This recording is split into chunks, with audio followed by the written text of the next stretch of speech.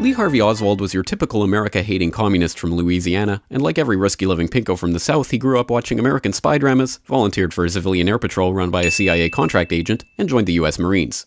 Nicknamed Oswaldsky for his tendency to speak Russian and spout pro-Soviet propaganda, he was given special training and assigned to one of the most sensitive facilities in the world, running the radar for the U-2s spying on the Ruskies and the Chi-Coms. After contracting gonorrhea in the line of duty, Oswald was tested for Russian proficiency before being honorably discharged to take care of his mother who wasn't ill and flew to Europe using money he didn't have on planes that didn't exist to arrive at Helsinki, where he stayed at the most luxurious hotel in town before waltzing into the Soviet Union at the height of the Cold War.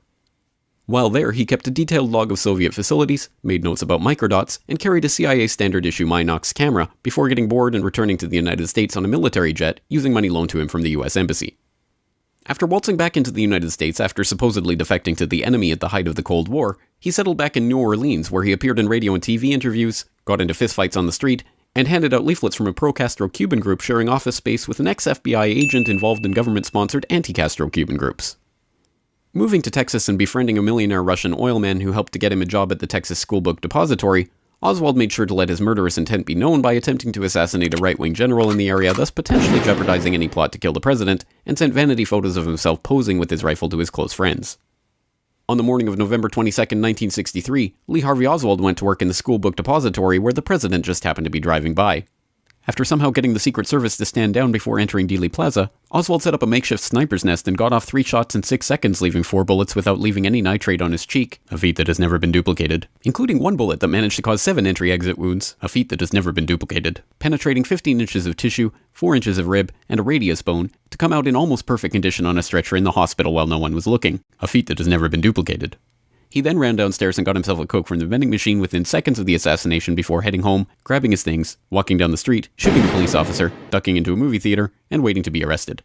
After jumping up and pulling his gun on the police officers who swarmed the theater, he was let out the front door, or the back, and taken into police custody. While there, he is not charged with the murder of the president. Did you kill the president? No, I've not been charged with that. In fact, nobody has said that to me yet.